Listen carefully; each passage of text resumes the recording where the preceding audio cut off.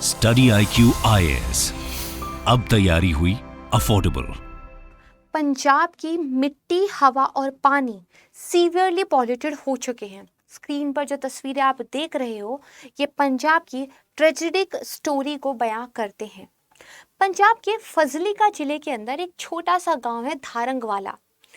इस गांव में केवल 2022 में 12 से 13 लोगों की डेथ हो गई कैंसर की वजह से। और इसका कारण है कि पंजाब के लोग एक जहरीला पानी पीने के लिए मजबूर हैं। आखिर पंजाब की आबो हवा में ये जहर किसने घोल दिया, कौन जिम्मेदार है, कोई सवाल पूछता क्यों नहीं है? आज के केस स्टडी की वीडियो में इन्हीं सवालों के जवाब तलाशने की कोशिश करेंगे। नमस्कार दोस्तों, मैं हूं प्राची। स्टडी IQ के प्लेटफॉर्म पर आप लोगों का बेहद स्वागत करती हूं। और हमें पता है कि आप हिंदुस्तान के अलग अलग कोनों से बैठकर हमें देखते हैं, अपना प्यार देते हैं।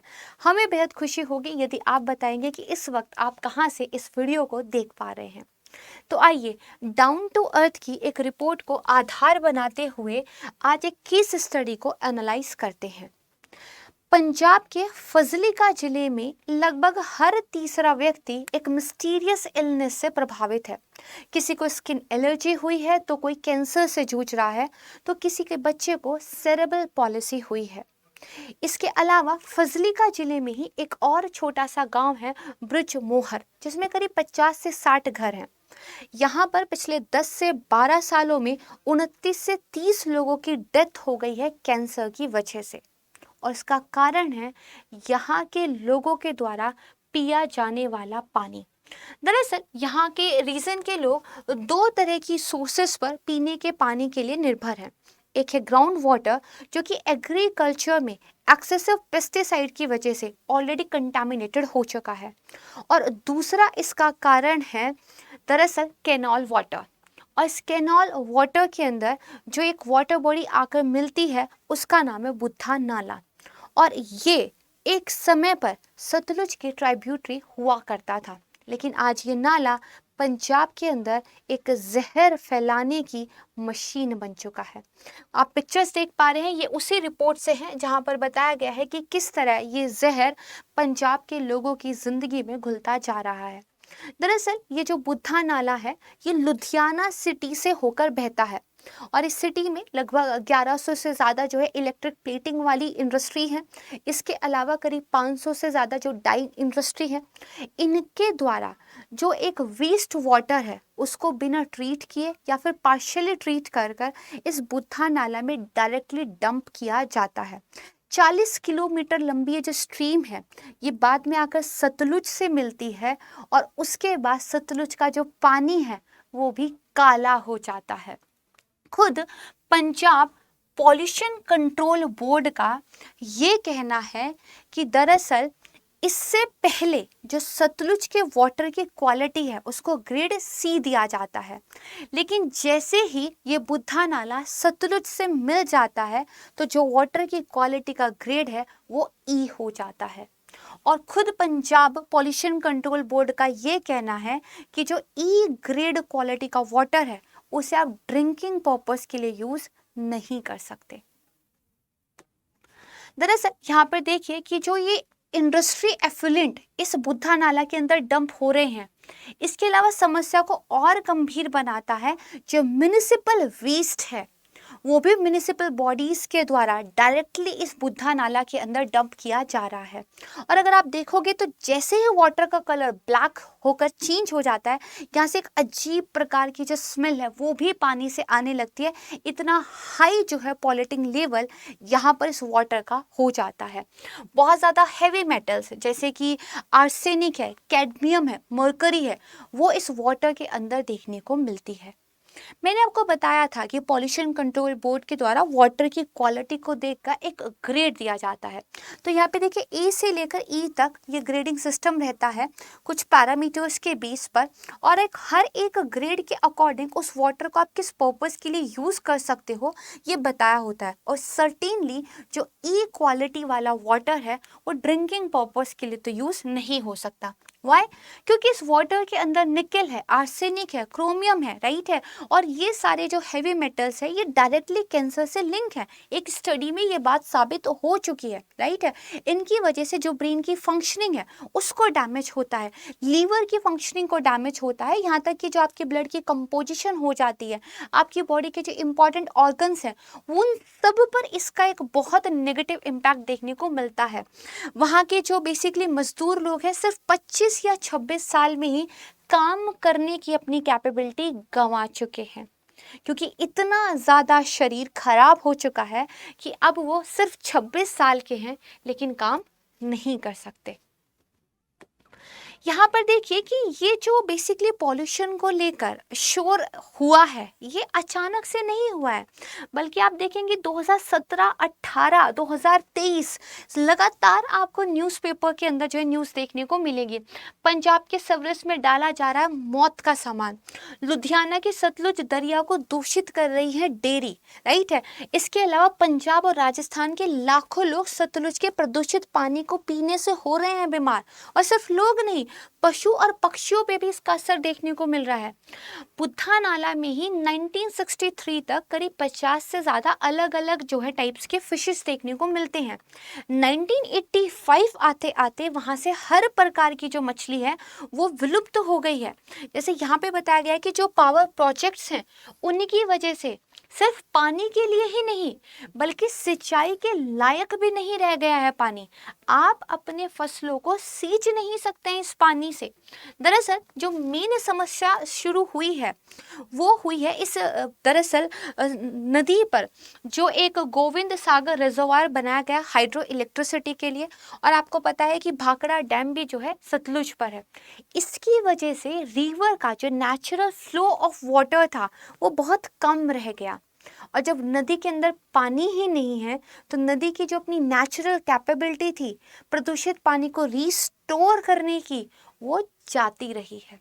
नदी अब खुद को ट्रीट नहीं कर सकती।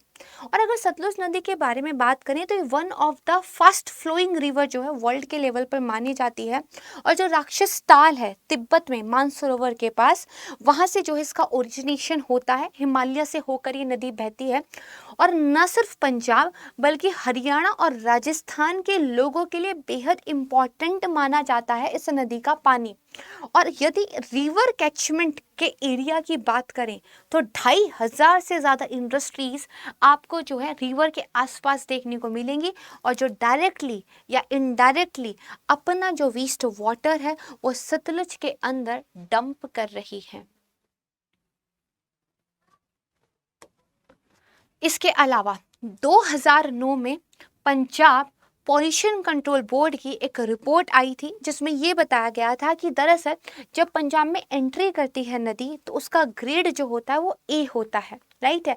लेकिन कुछ टाइम के बाद ही देखा गया कि लगभग 2014 में नोम स्टडी हुई थी, 2014 में देखा गया क्वालिटी जो है बी ग्रेड पर चली गई। यहाँ तक भी ठीक था, लेकिन बुद्धा नाला लुधियाना सिटी का जैसे ही रिवर से मिल जाता है ये ई ग्रेड में जो है बेसिकली चली जाती है।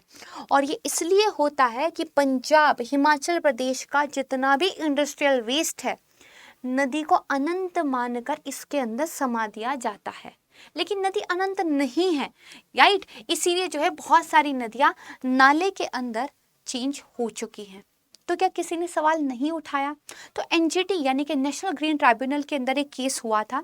दरअसल एक रिटायर्ड एडवोकेट थे HC अरोरा, उन्होंने जो है अपील यहाँ पर की थी। 2022 का ये केस है, और इस टाइम पर एनजीटी ने एक ऑर्डर दिया था कि जो कंटामिनेशन का लेवल है वो भी चेक किया जाएगा, साथ में जो डिजीज़ वगैरह हो रही है उनके बारे में भी पता किया जाएगा। वहाँ के जो डिस्ट्रिक्ट कमिश्नर थे उन पर फाइन भी लगा था, और फाइन पता है कितने का था? 5000 रुपया। और अगर मैं आपको फोटोज दिखाने शुरू करूँ तो आपको खुद समझ में आ जाएगा कि ये कितना जस्टिफाइंग है, राइट। इसके बाद देखिए खुद एनजीटी की तरफ से ये सर्वे करवाया गया। डिस्ट्रिक्ट कमिश्नर ने जो है बेसिकली एक सर्वे कराया जिसमें लोगों से पूछा गया कि किस तरह की बीमारियां वहाँ पर है, और ये मौखिक सर्वे था, ओरल सर्वे था, कोई टेस्ट यहाँ पर नहीं हुआ था। और बहुत सारे लोगों के द्वारा जो है अपनी बीमारियों के बारे में खुलकर नहीं बताया गया था, क्योंकि बहुत सारे बच्चे जो बेसिकली एक मेंटल डिसेबिलिटी है उससे जूझ रहे थे, उसको एक सोशल टैबू माना जाता है, तो पेरेंट्स बात नहीं करना चाहते इसके बारे में। इसके अलावा अगर देखेंगे तो इसका जो सैंपल था उसको टेस्ट किया गया और कहा गया कि जो पॉल्यूशन है वो प्रिस्क्राइब्ड लिमिट के अंदर है। जबकि मैं आपको एनजीटी के उस ऑर्डर के बारे में बेसिकली बताती हूँ, ये उसकी ओरिजिनल कॉपी है। इसमें साफ लिखा है कि जो वाटर है उसको दरअसल हैवी मेटल्स के लिए टेस्ट ही नहीं किया गया था। तो आप कैसे डिसाइड कर सकते हैं कि वो प्रिस्क्राइब्ड लिमिट के अंदर वाटर है या नहीं।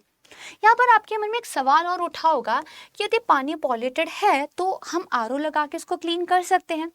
आरओ लगाए गए थे और खुद सरकारी सहायता से लगाए गए थे, लेकिन वहाँ का जो बेसिकली टीडीएस है, टोटल जो डिजॉल्व उसके बेसिकली सॉलिड्स हैं, वो इतने ज़्यादा हैं कि आरओ ख़राब हो जाते हैं। वो हमेशा उनको जो है आपको ठीक कराना पड़ता है, वो वहाँ पे काम करते ही नहीं हैं।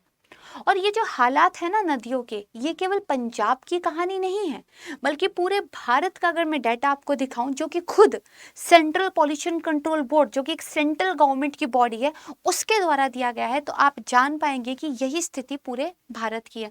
बिहार में करीब 18 ऐसे रिवर स्ट्रेचेस हैं जो कि पॉल्यूटेड हैं। नॉर्थ ईस्ट तो आपको लगता होगा कि वहाँ पे तो ज़्यादा इंडस्ट्रियलाइजेशन नहीं है, बट मणिपुर के अंदर भी 13 ऐसे पॉल्यूटेड स्ट्रेचेस देखे गए हैं।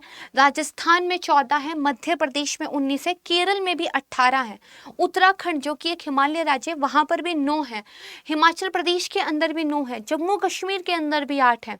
हर जगह नदियों की यही हालत है और इसी वजह से जो इतनी ज़्यादा डिजीज़ बर्डन आज भारत को झेलना पड़ रहा है, जिसकी वजह से हमारी प्रोडक्टिविटी जाती है, हमारी वर्क फोर्स ना तो कैपेबल हो पाती है ना स्ट्रांग हो पाती है, अल्टीमेटली हमारी जीडीपी पे ही उसका टोल है।